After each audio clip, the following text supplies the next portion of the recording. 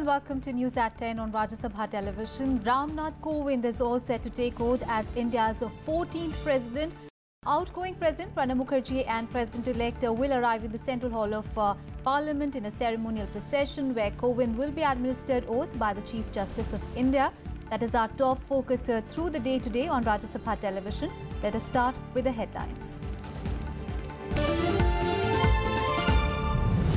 Ram Nath Kovind to be sworn in as the 14th President of India, Chief Justice of India to administer oath at a ceremony in Central Hall of Parliament. Live telecast on Rajya Sabha TV.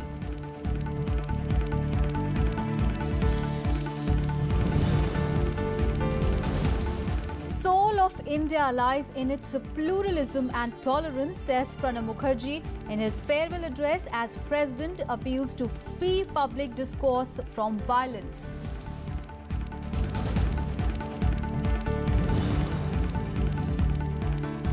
Six Congress MPs suspended from Lok Sabha for 5 days for highly unbecoming conduct in the House. United opposition to protest against the suspension today.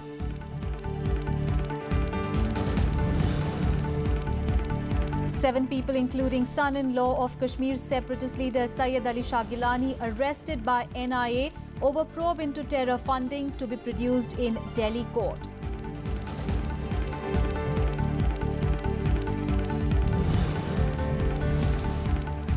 And Jared Kushner defends his conduct after Senate testimony over US presidential campaign, denies any collusion with Russia to influence poll results.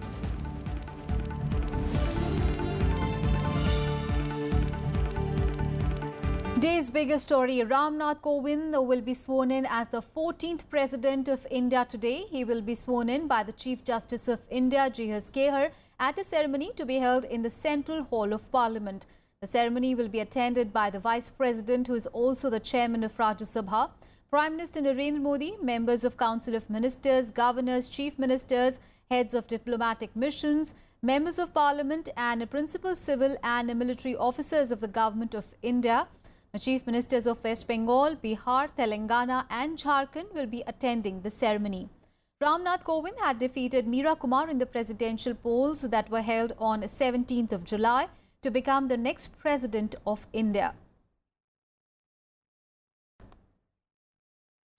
And earlier in his final address to the nation as President, Pranab Mukherjee on Monday said that India's soul resides in pluralism and tolerance, and the nation derives strength from tolerance. Now, expressing concern over the increasing violence in the society, Pranab Mukherjee said that public discourse should be free from all forms of violence, physical as well as verbal.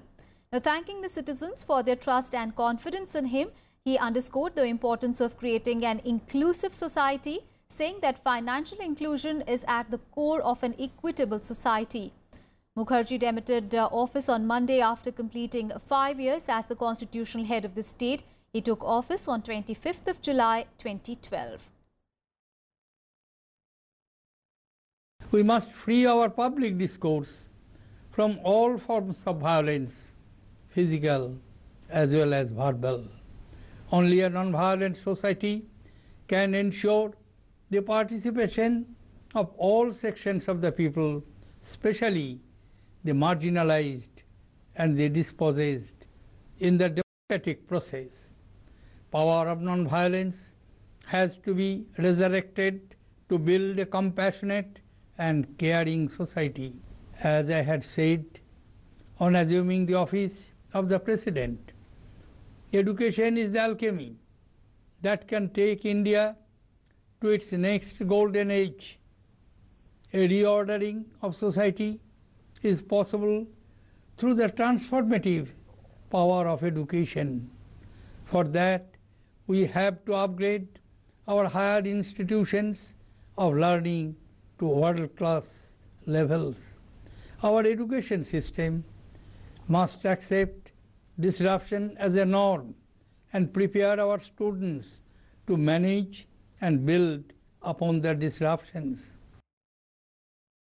News from Parliament, Rajya Sabha Deputy Chairman P.J. Kurian on Monday indicated that a distortion and reporting of expunged remarks by certain media houses may be referred to the Privilege Committee. The chair had last week stated that the media should not report anything that has been expunged from the records. Raising the issue during Zero Hour, nominated member KTS Tulsi said that members from 12 parties gave a notice under Rule 188 for breach of privilege by certain media houses for distorting remarks by SP MP Naresh Agarwal. We don't mind criticism, but when they were presenting this program, there was a banner on the screen of the television, "Not a shred of shame." Now, this is with regard to every MP. It's sought to be defamed in this manner. We don't mind criticism, we welcome it. But this is not the manner in which a dialogue takes place, and they are defaming. This is per se defamatory, not a shred of shame. So I submit that more than 50 MPs are here, Milord, and this matter should be referred to the Privileges Committee. I move this motion. Deputy Chairman PJ Kurin said that distortion of remarks by any member amounts to breach of privilege of the Member of Parliament. The other day also, I said in the House that media should not report anything that has been expunged in the House. I said that. But yet it was reported, it was said that there is reporting and misreporting. And also, when members make some speech, if it is distorted, that amounts to the breach of privilege, and your notice, especially when it is signed by more than 50 people, and if it refers to distortion of what is said in the House, will be referred to Privilege Committee. The Samajwadi leader had made these remarks during a short duration discussion on the reported increase in incidents of lynching and atrocities against minorities and Dalits on July 20th. Kriti Mishra, Rajya Sabha TV. And giving a push to leather and footwear sector in the country, Rajya Sabha passed the FDDI bill. This bill aims to declare Footwear Design and Development Institute, or the FDDI, as an institute of national importance. Parliament on Monday approved the Footwear Design and Development Institute Bill 2017. The bill provides for establishing and declaring FDDI as an institute of national importance for promotion and development of quality and excellence in education in the area. The bill will also empower the Footwear Design and Development Institute to grant degrees and diplomas to students. It covers students enrolled. If you're specifically asking about those students who've been put to difficulty, it covers students enrolled after 2012 too. So it naturally covers that section of the students who are at the moment left in a limbo. Commerce Minister Nirmala Sitharaman also rejected the contention of Ram Gopal Yadav of Samajwadi Party that the bill was contradictory to the government's policy on animal slaughter. Galat, unrecognized, illegal centers से leather मिलना नहीं चाहिए, इसीलिए इसको regulate करने का कोशिश हो रही है. ये कोशिश नहीं हो रही है कि लेदर को बंदी करो. Participating in the debate, members cutting across party lines supported the bill but expressed concern over an atmosphere being created after new norms on cow slaughter and growing attacks by cow vigilantes. ये leather manufacturing का quantum कम होता जा रहा है, उद्योग भी बंद होते जा रहे हैं. इसमें एक कारण तो पोल्यूशन कंट्रोल की वजह से जगह-जगह पर उद्योग बंद किए गए. फुटवेयर डिज़ाइन एंड डेवलपमेंट के बारे में जो इंस्टीट्यूट बन रहा है, अच्छी बात है. कॉमर्स मिनिस्ट्री इसको इनिशिएट कर रही है, इसको एक रूप दे रही है. मगर ऐसे विश्वविद्यालय अलग अलग मंत्रालयों के द्वारा नियंत्रित हो या ह्यूमन रिसोर्स डेवलपमेंट के द्वारा, ये मैं मानता हूं कि कभी न कभी हम सभी को सोचना पड़ेगा. आजकल का जो माहौल है, जिस तरीके से हमारे गोरक्षक वाले जो माहौल बना कर रखे हैं, इससे हमारा लेदर इंडस्ट्री काफ़ी डाउन हो गया है. तो सरकार को मैं यही अनुरोध करूँगा कि लेदर इंडस्ट्री भी किस तरीके से भविष्य में उसका नुकसान न हो, इसको भी ध्यान रखिए. कैटल्स के मूवमेंट पर रोक लग गई है, स्लॉटर हाउसेस बंद हो गए. तो जब लेदर नहीं होगा तो आप ये ट्रेनिंग देके अनएम्प्लॉयड लोगों को और पैदा करती रहिए. The bill was passed by a voice vote in Rajya Sabha. Lok Sabha had passed the bill in April. Panchanan Mishra's report for Rajya Sabha TV. And Lok Sabha Speaker Sumitra Mahajan suspended 6 Congress members from the House on Monday. These members were protesting against incidents of mob lynching and demanded adjournment of the question hour. Following the rejection of their notice, the protesting members trooped into the well and threw official papers at the chair. More in this report. So question hour. Lok Sabha Speaker Sumitra Mahajan suspended 6 Congress members from the House for 5 days on Monday. This followed improper behavior by opposition members who walked into the well and flung official papers towards the chair. The suspended members include Gaurav Gogoi, K. Suresh, Adhir Ranjan Chaudhary, Ranjit Ranjan, Sushmita Dev and M.K. Raghavan. This conduct of members is highly unbecoming and in abuse of the rules of the House, which seeks to undermine the dignity of the House. These members, by persistently and willfully obstructing the business of the House, have caused grave disorder. All the members whom I have named stand automatically suspended from the service of the House for 5 consecutive sittings in terms of provision of Rule 374A. Prior to the suspension order, the House faced repeated adjournments due to uproar by opposition members. Protesting members raised anti-government slogans and protested against the Speaker for disallowing their adjournment notice over incidents of mob lynching. Adjournment motion हमने जो move किया है वो rule 56 और 57 के तहत किया है। ये क्या है? रूल्स के मुताबिक ही हमने आपके सामने ये पेश किया है, लेकिन मुझे बड़ा आश्चर्य हुआ कौन से रूल में आप बात कर रहे हैं। बीजेपी का सरकार हुकूमत में आए हैं, सारा देश में ये गोरक्षक तांडव कर रहे हैं। मैडम प्रधानमंत्री बोलते हैं लेकिन कोई सुनता नहीं है। इसके मतलब प्रधानमंत्री के साथ उन लोग का साथ है। वो बोलता हम बोलेंगे तुम करते रहो। सारा देश में सन्नाटा छाया। Parliamentary Affairs Minister Anant Kumar also condemned the improper conduct of the opposition members. Congress party के नेता इतने हद तक गिर जाते हैं, यानी चेयर के ऊपर पेपर फेंकते हैं। ये हमने इसका पूरा निंदा करते हैं। जो मेंबर ऐसे किया है उसके बारे में कार्रवाई होना चाहिए। Amid the continuing din, Deputy Speaker M. Thambidurai adjourned the House for the day. With Ravindra Sharan, Bureau Report, Rajya Sabha TV. Time to take a very short break. We'll be right back. Stay with us.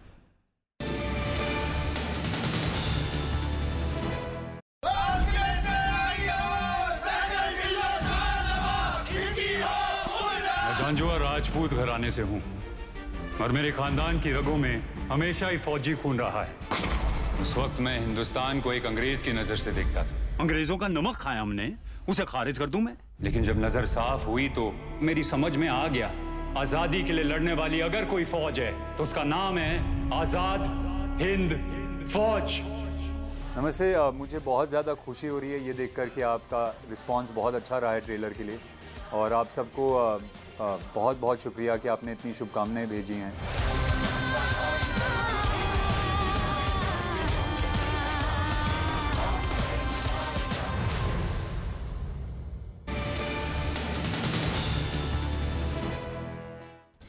Floodwater swept several places of the country on Monday, killing 2 in Rajasthan and forcing Gujarat to declare a high alert. Now, the Army, Indian Air Force and NDRF teams have been called in for rescue and relief operations. Meanwhile, in Assam, the overall flood situation has improved. Flood water swept several places on Monday, killing 2 in Rajasthan and forcing Gujarat to declare a high alert. Military was called out to help in relief and rescue operations after flood left thousands of people stranded. In Rajasthan, Army and Air Force contingents have been rushed in to assist in relief and rescue operations. 4 Mi-17 V5 helicopters were conducting sorties from bases in Jamnagar, Jodhpur and Phalodi. The flooding has affected Banaskantha, Patan districts in Gujarat, prompting authorities to declare a statewide high alert.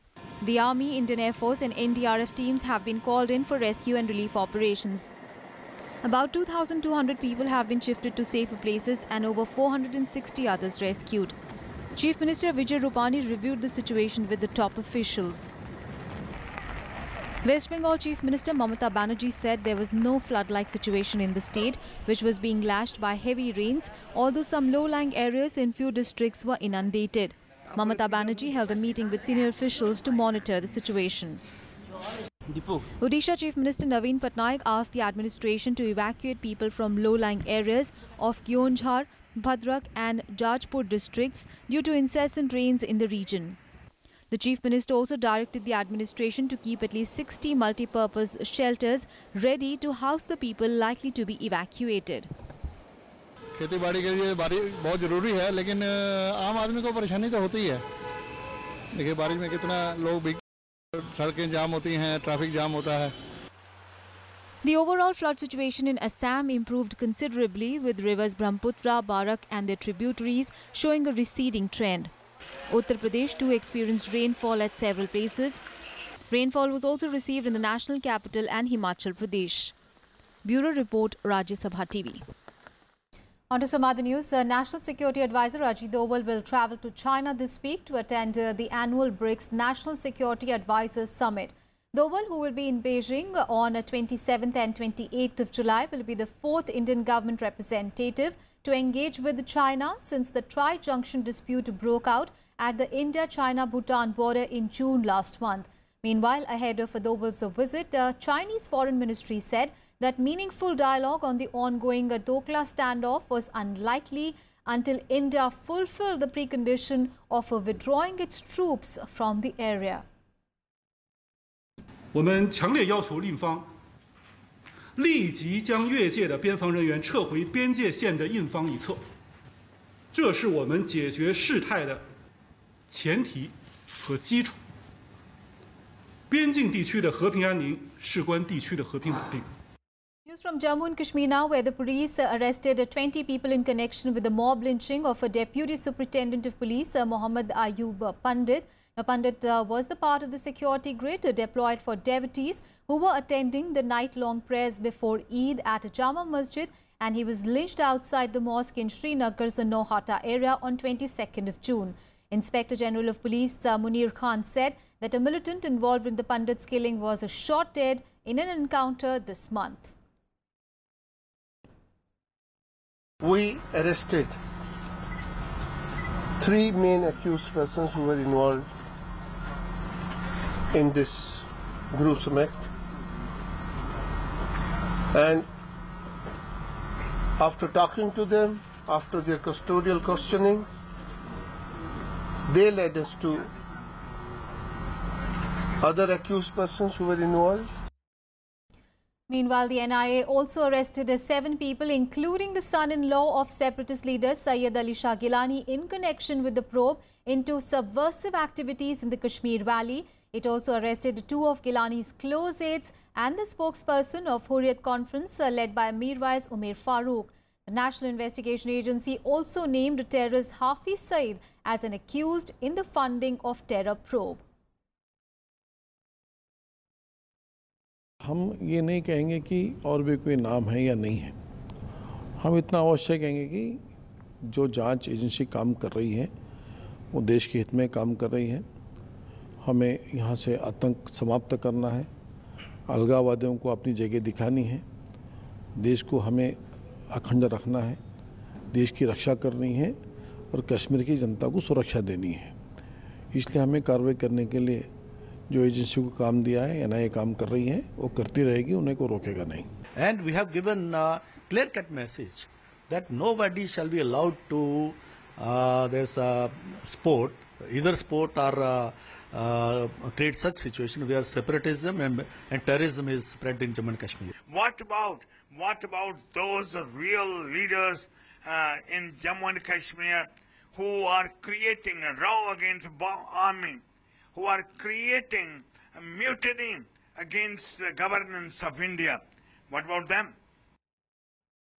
News from Pakistani city of Lahore, where at least 26 people were killed and 57 others were injured in a suicide bike bomb attack in the city. The suspected suicide bomber targeted police personnel deployed near residence-cum-office of Pakistan's Punjab Province Chief Minister Shahbaz Sharif in Lahore. Now, several police officers are among the dead.